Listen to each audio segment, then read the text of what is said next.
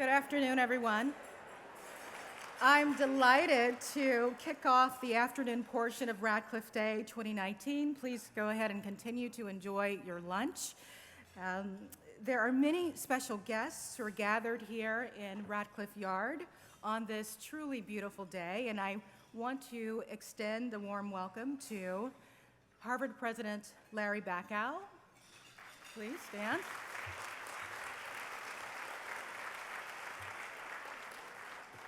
Provost Alan Garber.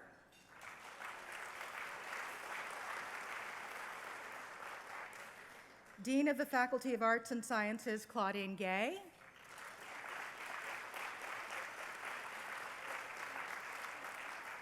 And Senior Fellow of the Harvard Corporation, Bill Lee.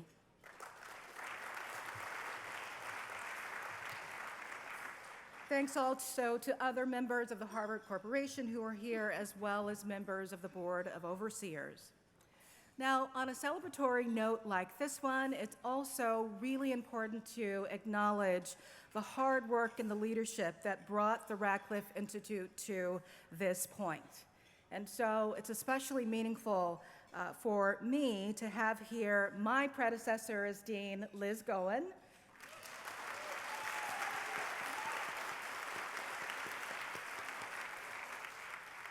her predecessor, Barbara Gross,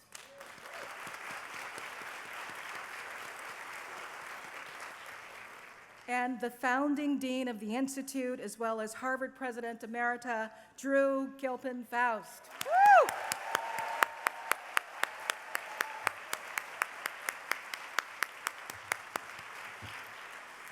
We're also joined by 5 former trustees of Radcliffe College. Welcome and thank you for being here. Of course, the work of the Institute wouldn't be possible without the generosity and the dedication of our advisory council members and donors. I'm very glad to recognize current and former members of the Radcliffe Institute, Dean's Advisory Council, and the Schlesinger Library Council. I also want to recognize and thank members of the Radcliffe Institute Leadership Society, the Anne Radcliffe Society, and our Radcliffe Associates. Thank you all for joining us and for your generous support of the Institute.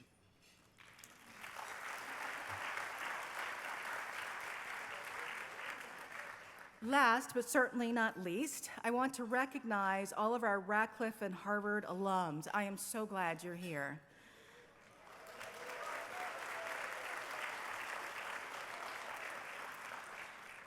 Radcliffe class of 1941 alumna Evelyn Richmond represents the earliest class year among you.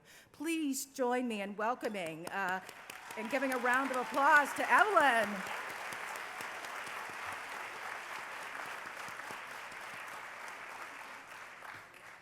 I'm also happy to celebrate with the reunion classes of 1944, 1949, 1954, yes, 59, 64, 69, 74, 79, 84,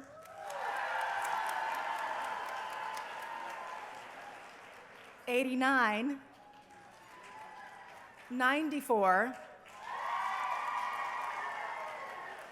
99,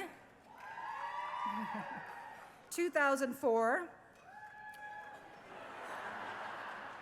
2009,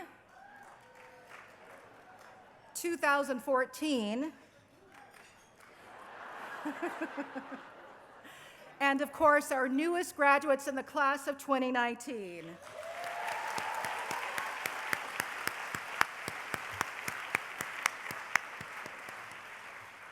Gathered here for this special occasion, we also want to think of our friends and classmates who are no longer with us.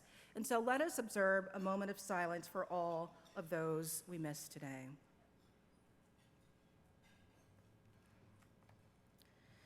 And now, on behalf of the Radcliffe Institute, it is my honor to recognize Dolores Huerta as the 2019 Radcliffe Medalist.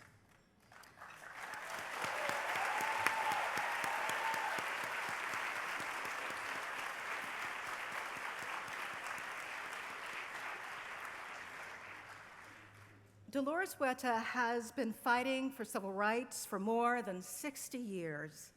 And as a scholar of 20th century struggles for equality, I have to say I'm struck by the sheer number of critical issues where Dolores has been in the vanguard. She has fought for the rights of laborers and Latinos. She has been a powerful voice for environmental protection, for women's rights, for voting rights, for LGBTQ equality, and so much more. She's truly a visionary leader and a tireless advocate for equality. Beginning with her work as a community organizer in the 1950s, Dolores has made progress on pivotal causes through organizing, lobbying, and negotiating, an array of tactics distinct from the practice of civil disobedience and litigation, the strategies that are most often associated with 20th century social reform movements. This difference reflects both the specific circumstances of agricultural labor in the 1950s and 60s, as well as the traditions of labor and community organizing in the United States. It also reveals something about our medalist. Dolores has an unshakable belief in the power of marginalized people to achieve justice for themselves. And she's still fighting that good fight. In a 2017 interview, Dolores recalled a famous line by the poet Pablo Neruda. "You can cut all the flowers, but you cannot keep spring from coming," Dolores said. And she continued, "I do believe that we are the spring. We're going to sow the seeds of justice, and they're going to sprout." In individual people and in entire communities, Dolores has sown the seeds of justice. She sees and cultivates the power to advance social change and achieve justice and equality. That commitment animates her famous rallying cry, "Si se puede," yes, we can. Yes, that was Dolores' line. In Dolores' story, we see how one person moved to action has in turn inspired and empowered many others to know their own strength and to do the same. She was born Dolores Clara Fernandez in the coal mining town of Dawson, New Mexico in 1930 during the Great Depression. Her parents divorced, and when she was 5, Dolores moved to Stockton, California with her mother and 2 brothers.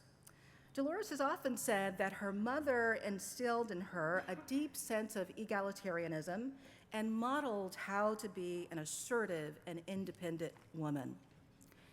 In her mid-20s, as a working mother, Dolores found her calling as a leader of the Stockton chapter of the Community Service Organization, the CSO. The CSO was a statewide self-help organization focused on mobilizing Mexican-American working-class communities in urban areas.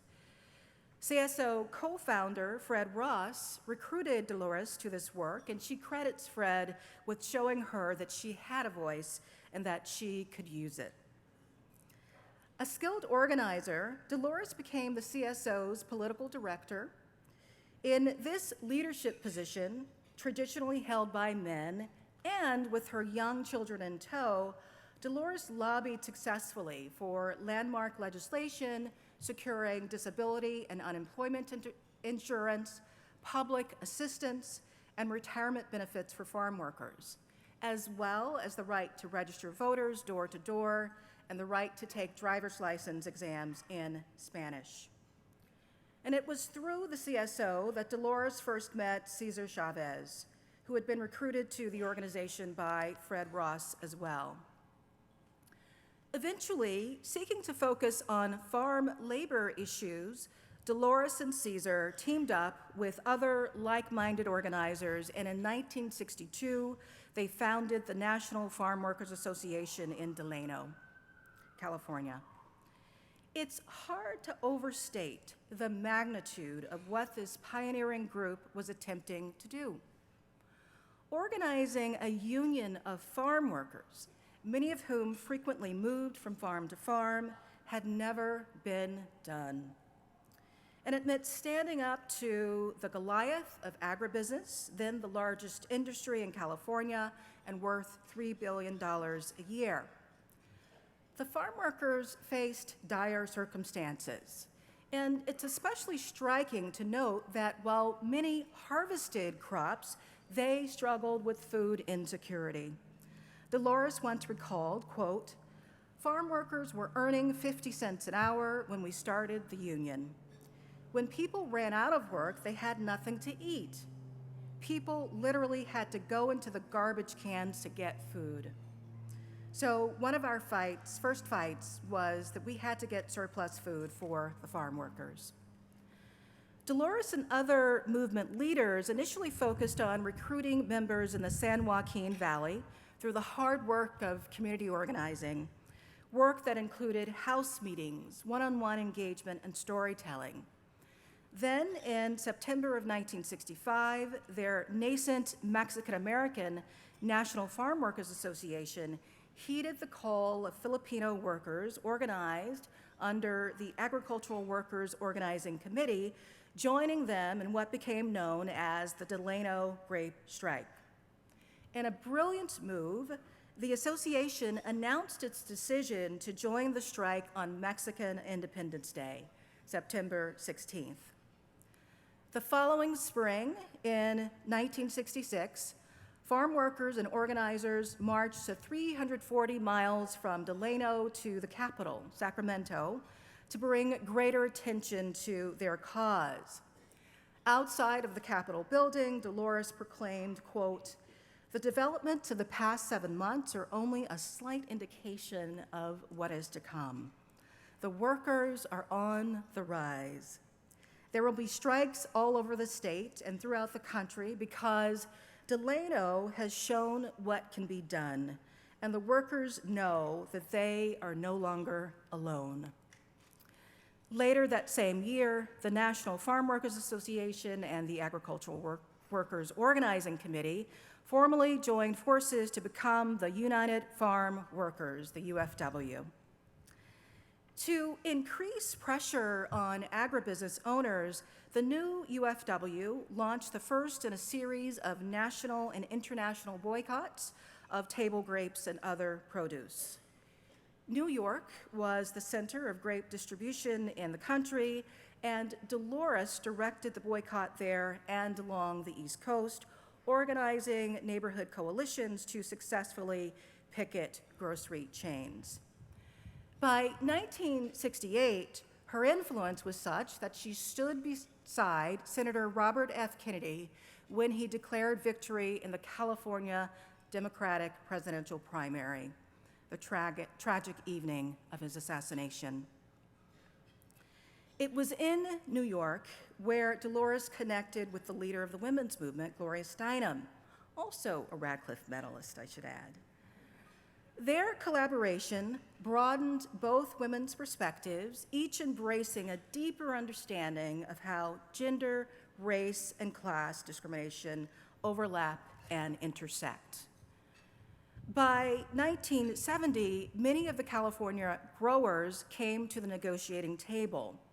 As UFW vice president and lead negotiator, Dolores proved formidable. She secured historic contracts between farm workers and agricultural corporations, contracts that, among other things, increased wages, established employer medical plan contributions, put strict controls on pesticide use, and provided for clean drinking water, toilets, and work breaks in the fields. Yes.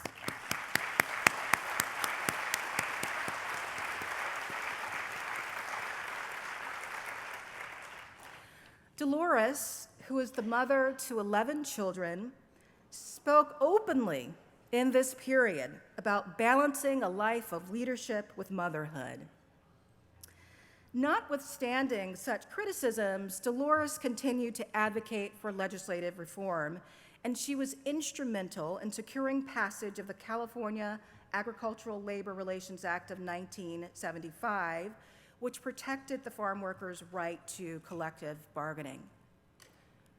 The first law of its kind in the United States, the act was modeled after the New Deal era National Labor Relations Act, which had excluded agricultural laborers in deference to legislators from the Jim Crow South, where African Americans worked in large numbers in that industry.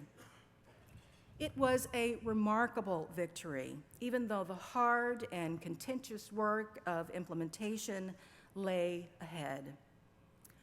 Over the course of the 1970s and 80s, Dolores was at the forefront of efforts to expose the dangers of pesticides, which cause increased rates of cancer and birth defects among migrant farm workers and polluted the environment. In the years following, as the UFW's focus and tactics evolved, Dolores held fast to her belief that the key to positive change is empowering people to advocate for themselves. In 1988, she survived a brutal assault by a San Francisco police officer during a rally outside a fundraiser for Vice President George H.W. Bush. After a long recovery, she took a leave of absence from the union and traveled the country for 2 years on behalf of the Feminist Majority Foundation, encouraging Latinas to run for public office. A self-described born-again feminist, Dolores was and is a powerful voice for women's equality. In a Woman of the Year interview with Ms. Magazine in 1998, she recalled, quote, "For a long time, I was the only woman on the UFW executive board. And the men would come out and say their stupid little jokes about women. So I started keeping a record. At the end of the meeting, I'd say, during the course of this meeting, you men have made 58 sexist remarks.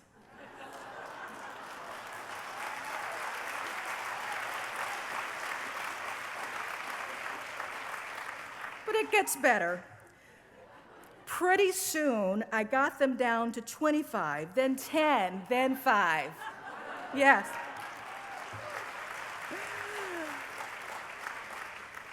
Dolores remained a key leader of the UFW through the 1990s. And yet it's fitting that her career would culminate in the founding of the Dolores Huerta Foundation in 2002. A community benefit organization that promotes at the grassroots level the values that have guided Dolores through decades of advocacy. Dolores asked me to ensure that Radcliffe Day would be forward-looking, not just retrospective. That request speaks volumes. She's wholly focused on the future and on the work in the here and now. When Dolores received the Presidential Medal of Freedom in 2012, she remarked, "The great social justice changes in our country have happened when people came together, organized, and took direct action. It is this right of association that sustains and nurtures our democracy." The Dolores Huerta Foundation pushes people to exercise that right. It works toward a goal of building a new generation of community leaders. It also promotes equity in our country's schools, including by using activism and litigation to combat the school-to-prison pipeline that disproportionately harms Black and brown students. And in all that it does, the foundation encourages people, including youth, to recognize and harness their own power to achieve change. We at the Radcliffe Institute are delighted to honor Dolores Huerta for a lifetime of fearless work animated by the ethos, Si se puede. We celebrate her countless accomplishments, but we do so with a focus on the future and on the work that she and so many others continue to do each and every day.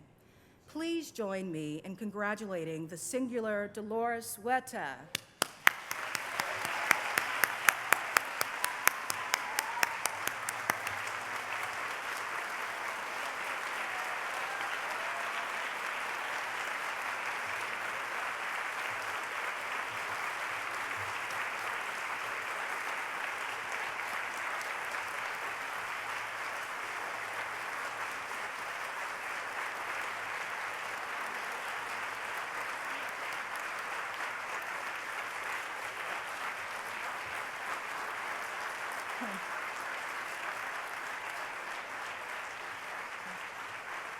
And now, let's warmly welcome Dolores Huerta and her conversation partner, Soledad O'Brien, to the stage.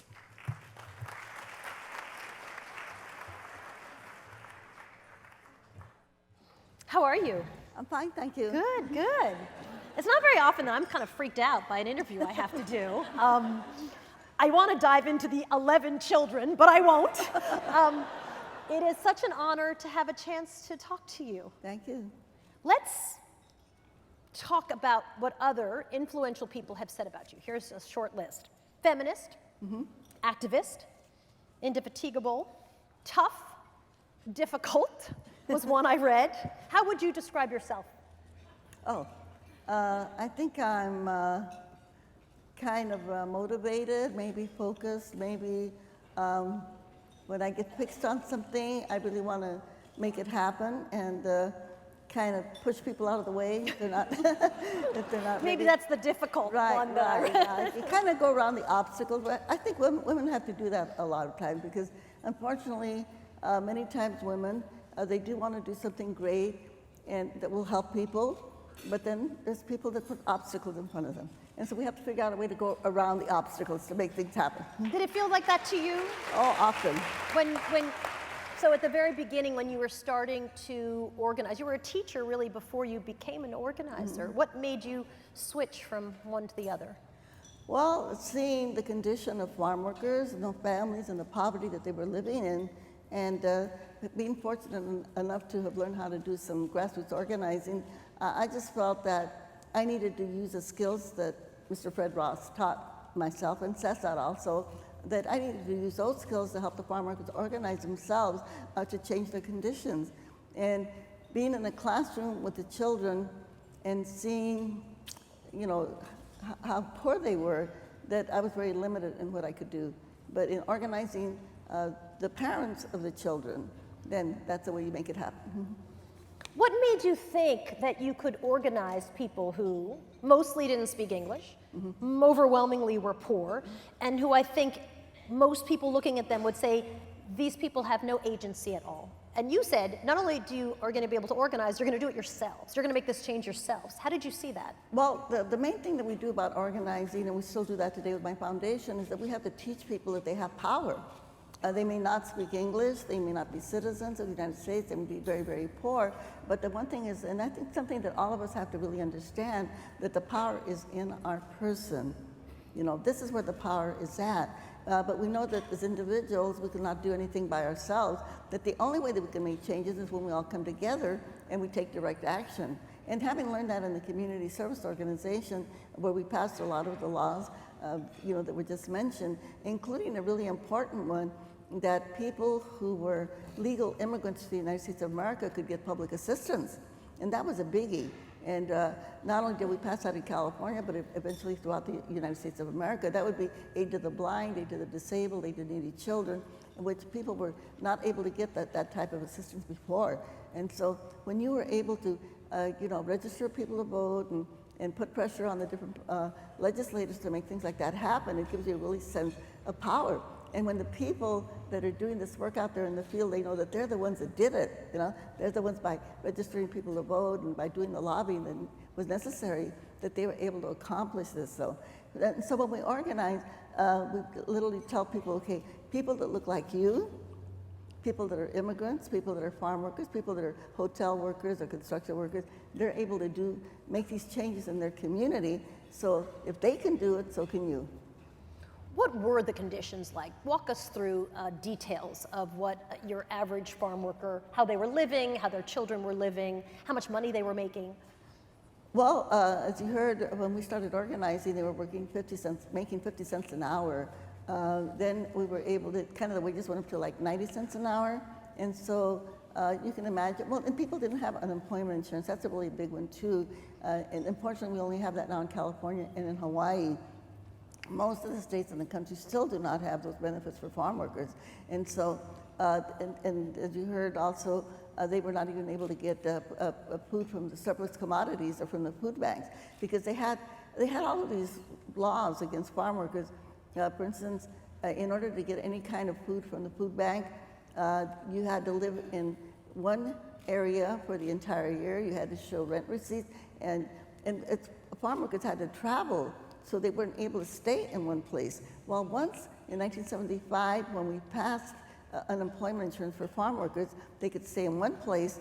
When the crop ended, they could stay there. The kids could stay in school, you know, and so that was a really big benefit for the farm workers themselves. When you started oh, go ahead, I'm sorry. No, I was just going to say a kind of an interesting side note. There's an astronaut named Jose Hernandez. He's a Latino, and when we first started organizing, I remember one of the farm workers said, "We will put a man on the moon before farm workers get unemployment insurance." And we did. And we did. And well, Jose Hernandez, who is an astronaut, he actually, once we passed that law of unemployment insurance, his family was able to stay in one place in Stockton, California. He was able to go to the University of Pacific, and guess what? He became an astronaut. So he was the first farm worker on the moon. Great story.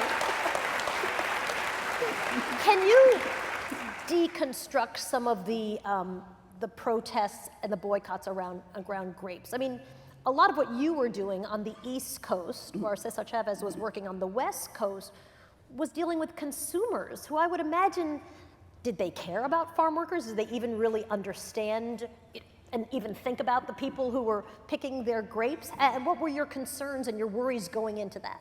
Well, I mean, it was interesting because in the previous panel, they talked a lot about the boycott and about how widespread it was. Well, the reason it was so widespread is because farm workers left their homes in the farm worker communities and they came out to the East Coast. And so they came to Boston, they went to Texas, they went to Chicago. So farm workers went all over the country, and other young volunteers that dropped out of college maybe, and then they came and they joined the movement. And so we had people in every major city, going to supermarkets, leafleting, and going to churches and community groups, labor groups, et cetera, to spread the word about the boycott.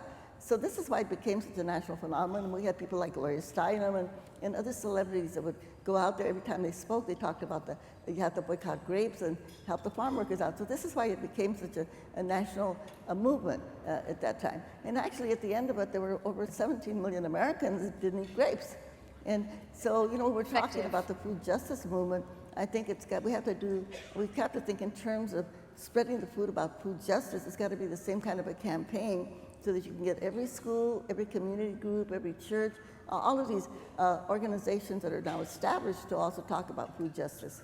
You said that your strategy was different because you were a woman, that you actually approached how you would deal with the supermarkets and deal with the consumers very differently than what was happening on the West Coast. What do you mean? Well, that was kind of interesting because what I did in New York City is I started with a small independent stores, okay? So we got them to take off the grapes because we always had a clean store to send people to. So if we had an AMP or Waldbaum's over here or some other store, you could say to people, well, don't shop at this store because they have grapes. You can go to that one because it's clean. They don't have any grapes. And so we kind of worked our way up from the independent stores to the small chains, and then we took on the big chains.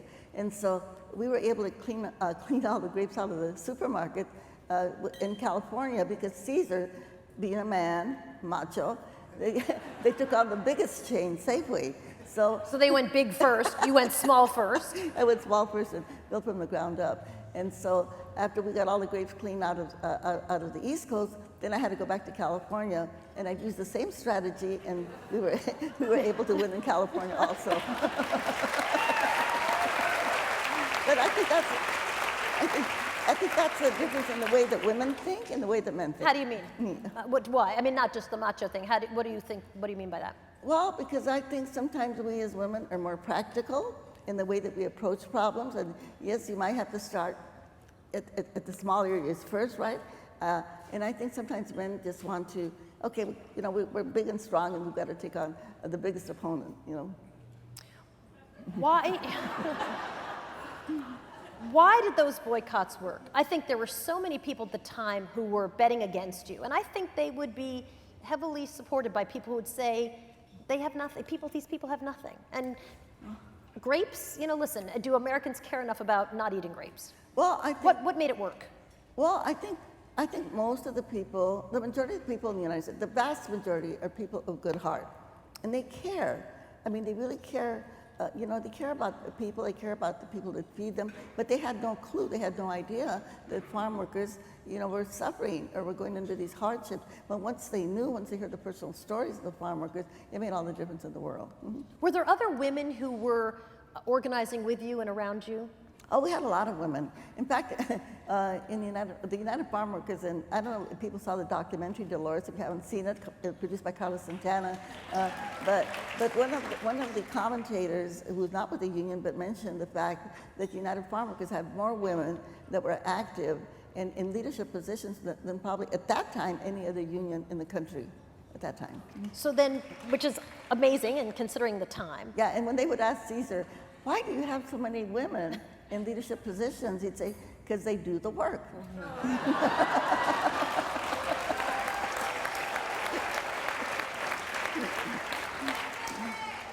You had 11 children. That seems like years ago, when I would do interviews, my father would get mad at me. He'd say, you always ask the women about balance and you never ask the men. And I was like, that's a really good point, Dad. So I now make a point of asking everybody, because I think sort of managing is a challenge for everybody. But 11 children is like a large number. How did you navigate raising your children, keeping them safe? You were in danger, you were arrested couple of dozen times. You were beaten. We saw the photographs. How did you do all that and also raise your kids? Well, basically asking for help. I think a lot of times we as women, we feel like we have the sole responsibility for our children and sometimes even for our housework, etc. And one thing we have to do is just reach out to people and say, look, I'm trying to do this work, can you help me? In the union itself, we actually had the daycare for our children. And we had somebody to help with the children. And then, since I was married 3 different times, my older daughters especially helped me with the younger kids. So, you know, one of my sons says, my youngest son says, yes, I had 3 mothers. He talks about his big sisters that were also the disciplinarians, you know, and help with the kids. When did you realize that the labor movement was really aligned with the feminist movement? Was there a moment where you're like, wow, this is, or was it a process over time where you began to see them as really kind of overlapping on each other? Well, you know, it's funny because when back there in the 60s, when I was vice president of the United Farm Workers, there was only one other woman that had a high position in the labor movement, and she was the head of the Actors Union, and she was the only one that really had, I think her name was Penny Singleton. So there were only 2 of us. And now if you look at the labor movement, it's really, it's changed dramatically.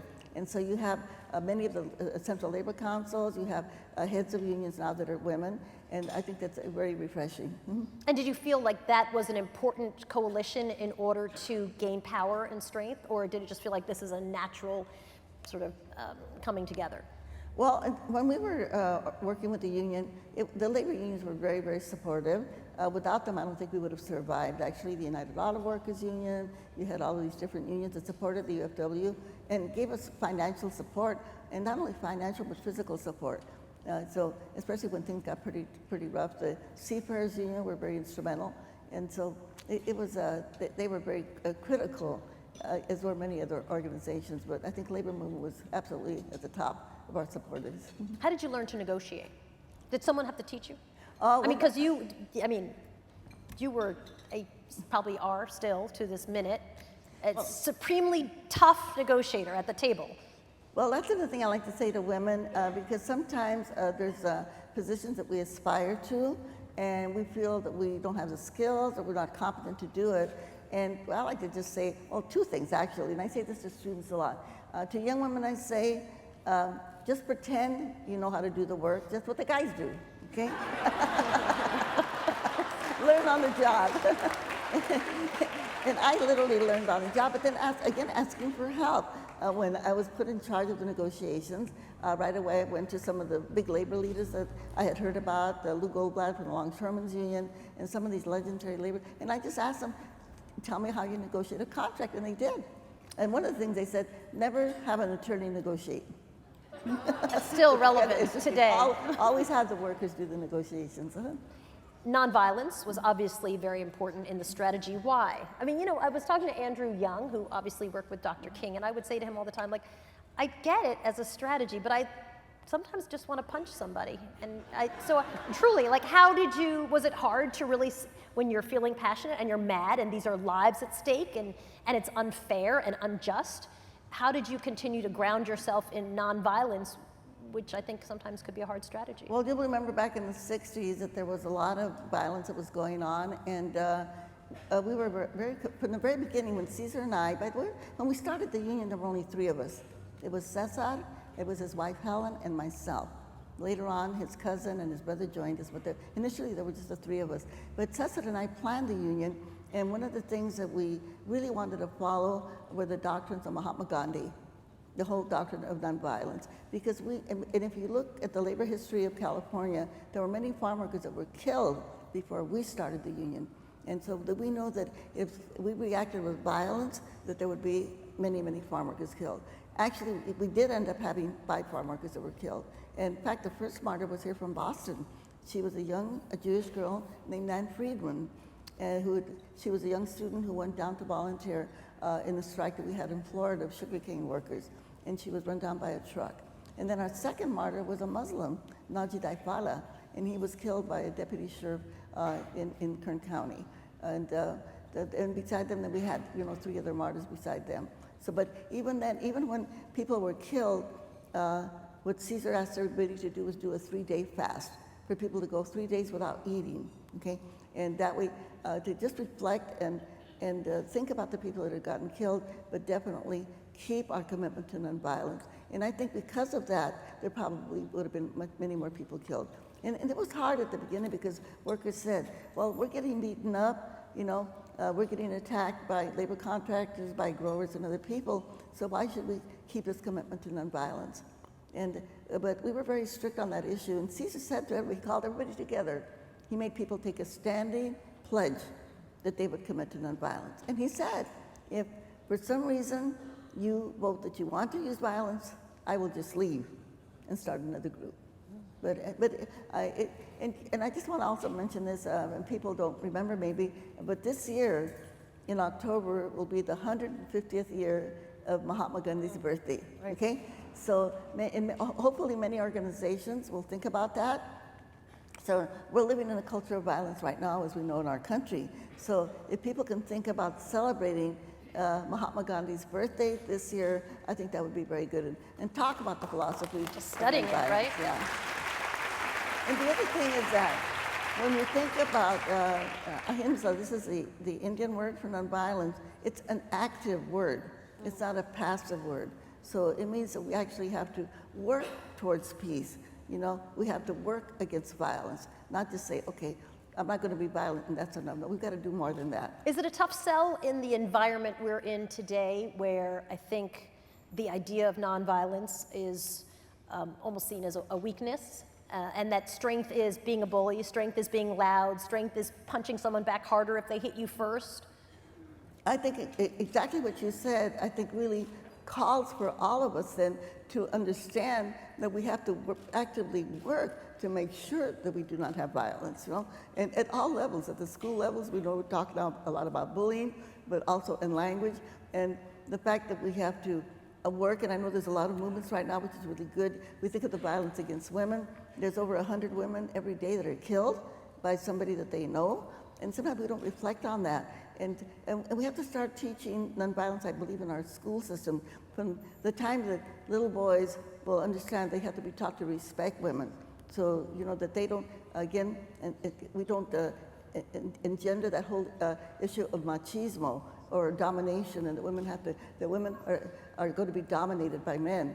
And also we have to teach our young women how to be able to also fight against that themselves, and not feed into that. So we have to raise our young women so they won't be victims.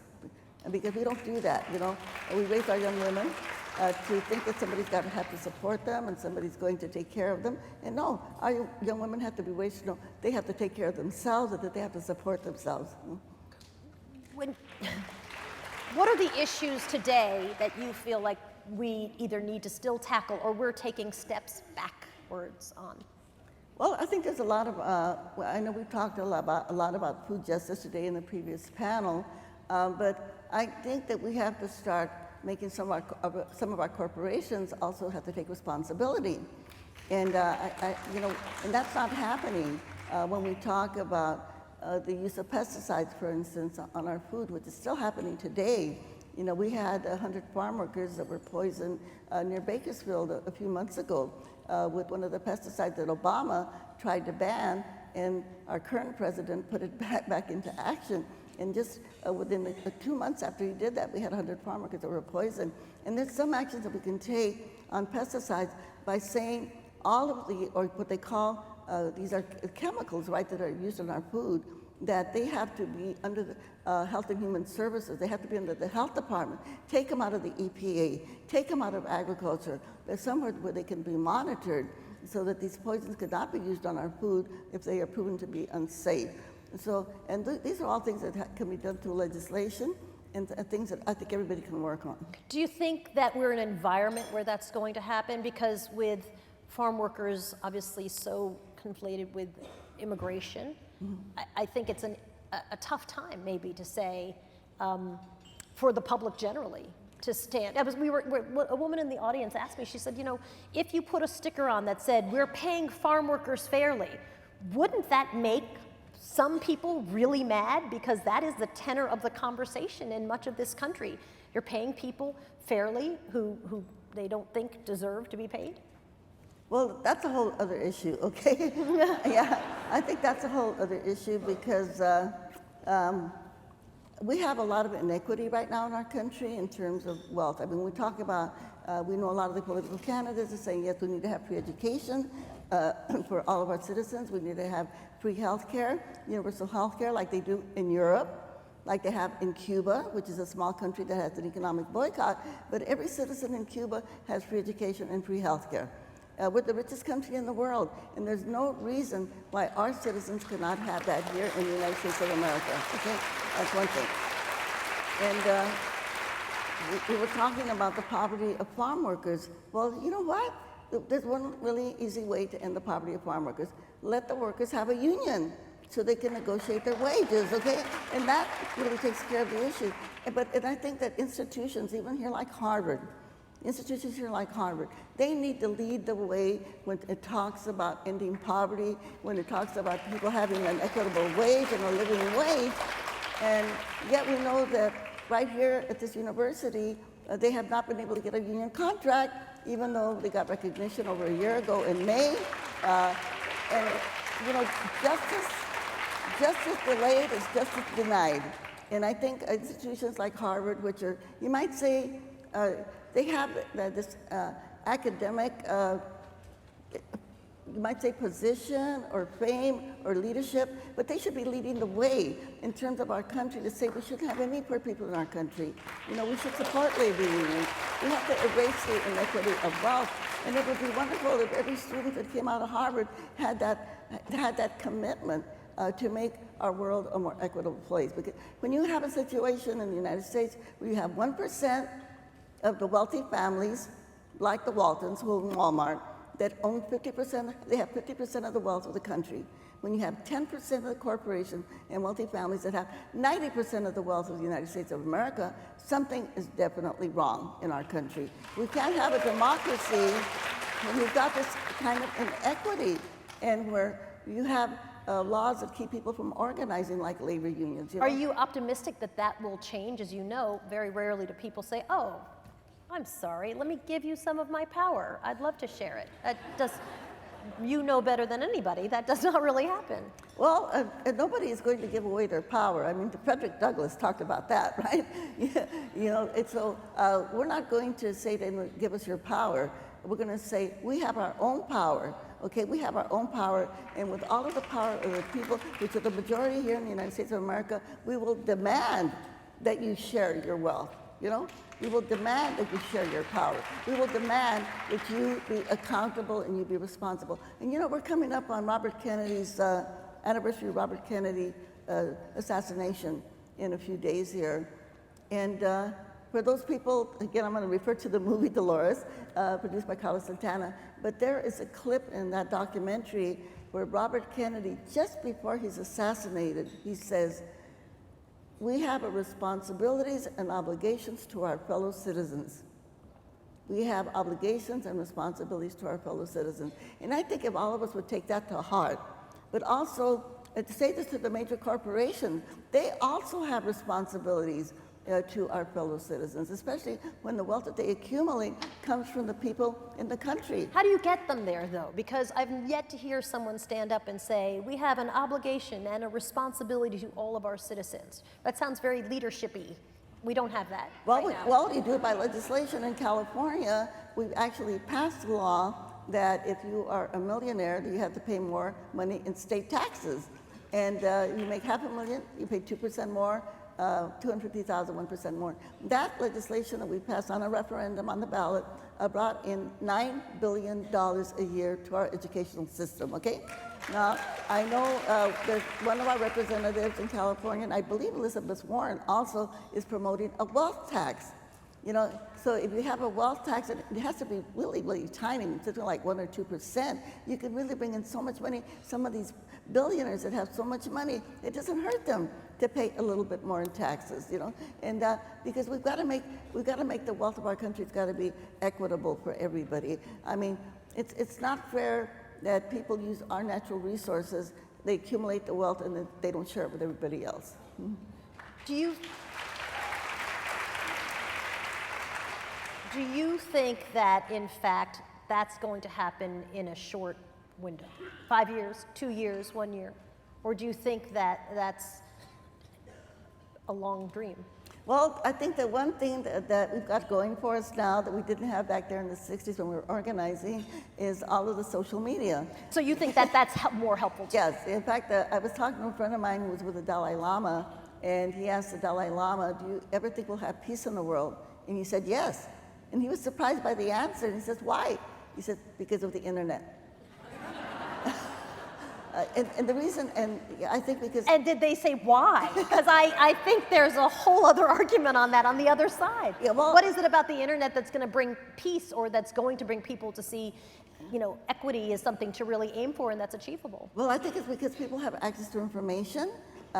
People can now Google everything. They're not going to be able to hide very much, especially because our young people. Yesterday, we were with one of the young people from Parkland, Florida, one of the young students that was in the school when they had all those mass shootings at.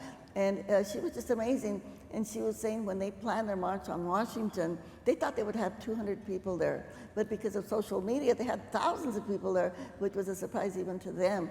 And so we have seen all these movements like the women's marches, Black Lives Matter, you know, all of these great movements that are happening right now, the Me Too movement of women, that is all being right now. It's really being framed and it's being expanded by social media. So the internet as an organizing tool. Yeah, and I think as people, you know, they learn and they understand how things work and who the perpetrators are of violence or of poverty, et cetera, that I think that will change, especially if we find ways to hold them accountable. What does it mean to be a born-again feminist?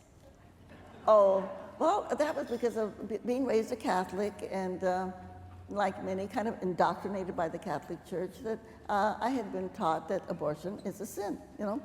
And then when I joined the feminist majority movement with Eleanor Smeal and Peg Yorkin, Kathy Spiller, then I came to realize that it's about women's bodies, and it's about us having control over our bodies.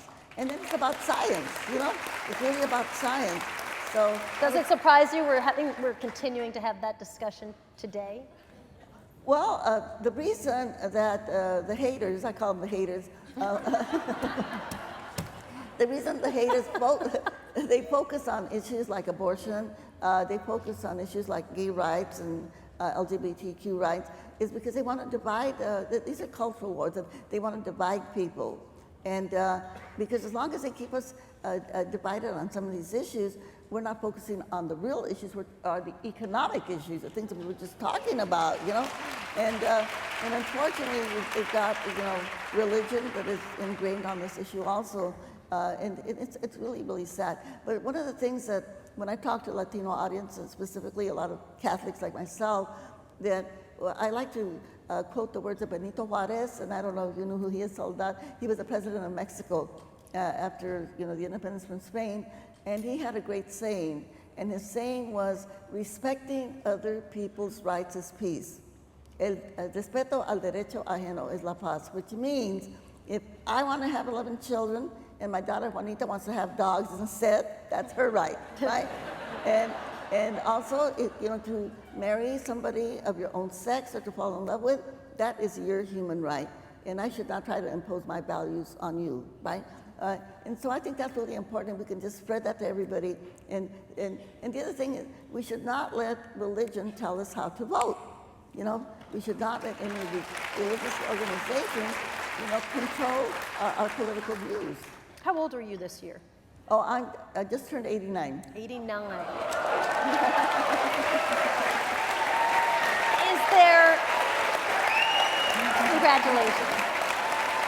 Is there anything as you look back over your last 89 years that you say, I wish I'd done that differently?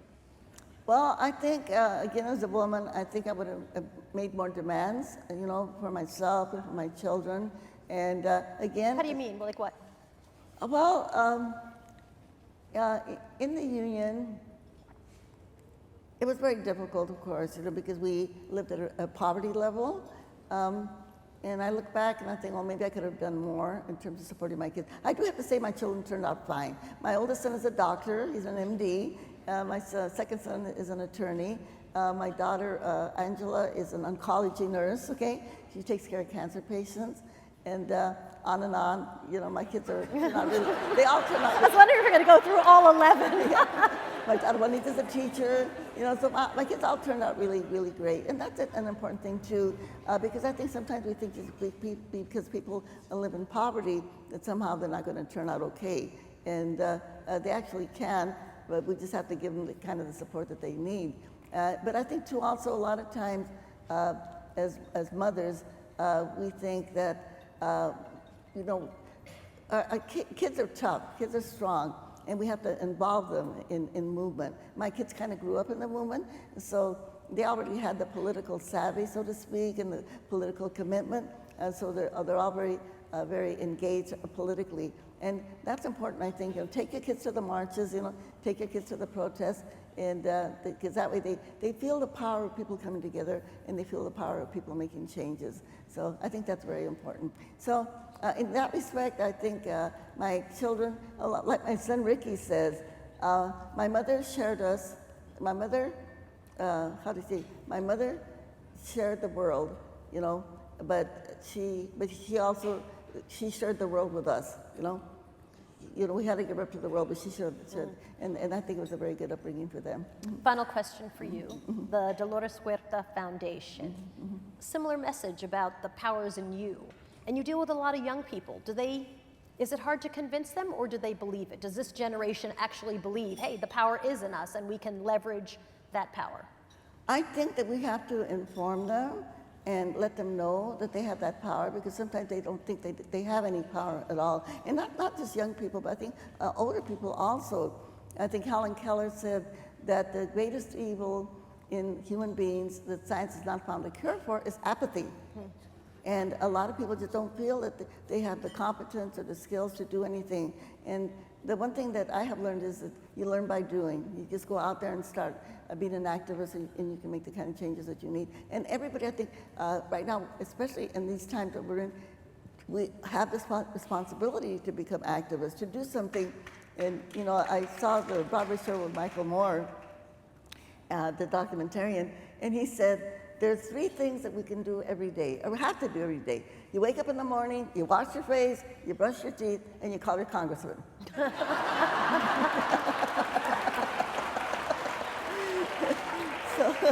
So that is a very simple thing to do. Pick up the phone and call your state representative, like right here.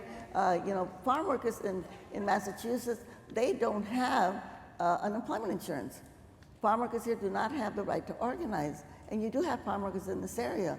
In New York State, Carrie Kennedy, Robert Kennedy's daughter, has been working to try to get some of the simple rights for farm workers that we've had in California for 50 years. So all of us have a lot of work to do still. And we have to just kind of keep informed and tell people, and I know a lot of people here in this audience here, they read the New York Times or they read the Washington Post, but I tell people, if you don't have time to read the paper, just watch Stephen Colbert. Or some of the other comedians, right? They really understand what's happening. Yeah, and on that note, I just want to mention this because it's something that I just found out. Well, two things.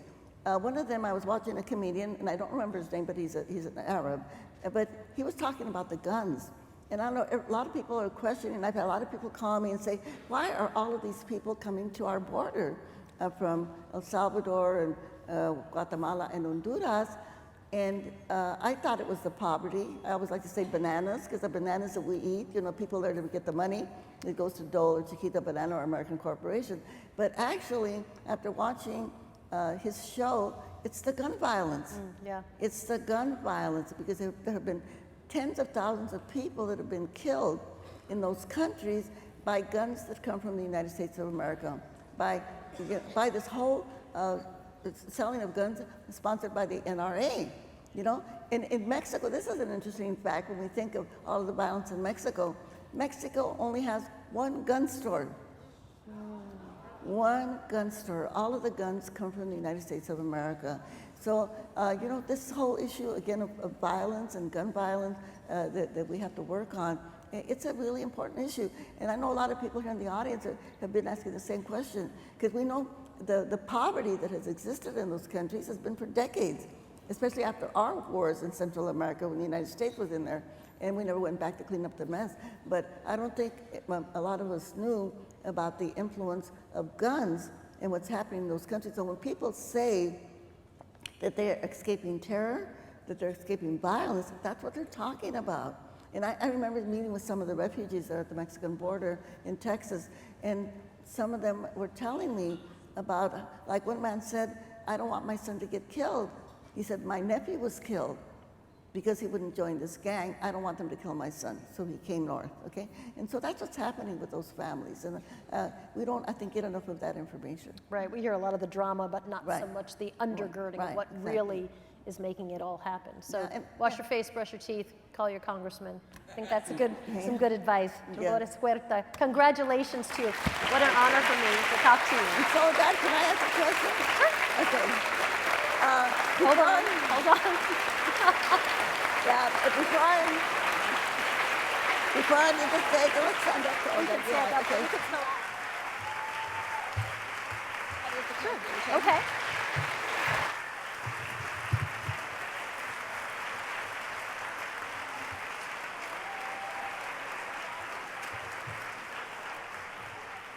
A question and a request. I'll do the request first.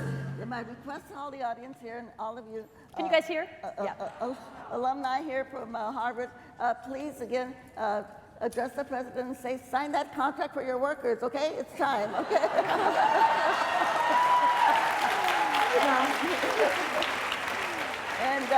And the question I wanted to ask the audience, and it's a very simple one, and I hope that when you speak to audiences that you copy me. And the audience is a very simple one. Talking about where the power is, okay? It's in each and every one of us as a person, and we have to do whatever we can do to make our country a better place. But the question I'm going to ask you is simple. I'm just going to ask you, who's got the power? And I want you to say, we've got the power. And when I say what kind of power, I want you to say people power. But I want you to shout this so loud so the neo-Nazis and the white nationalists, okay? The racists, the misogynists, the homophobes, so that they can hear us, okay? The climate deniers, okay? So the question's simple. I'm going to ask, who's got the power? You're going to say, we've got the power. Let me go. Let's go. Let me go first, okay? And shout it very loud. Okay, let's go. Who's got the power? We got the power. What kind of power? People power. So are we going to commit that we're going to go out there, we're going to organize, we're going to call our congressman, we're going to make our country better? What do we say? ¿Se puede? Sí se puede. All right, let's do it with an organized hand clap all together. All together, let's go. Congratulations. Sí se puede. Congratulations. Thank you. Thank you very much. On your honor.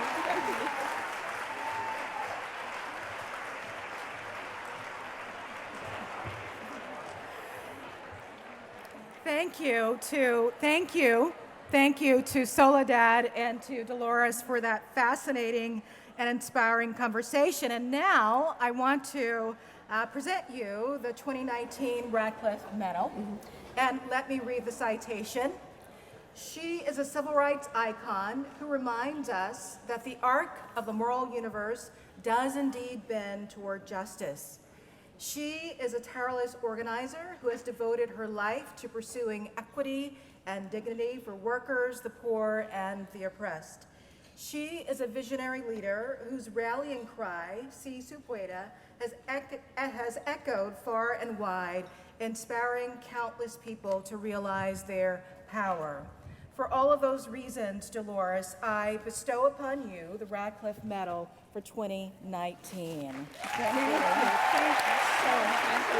Wonderful. Thank you very much. Thank you very much. Thank you. Thank you. Thank you very much.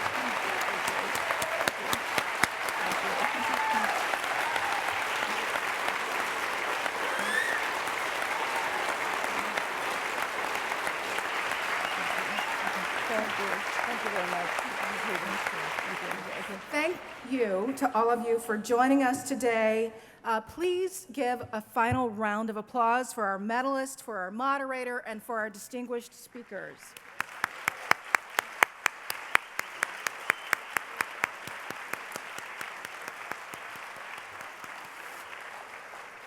And finally, please join me in applauding the staff of the Radcliffe Institute who did all the work that made this day possible.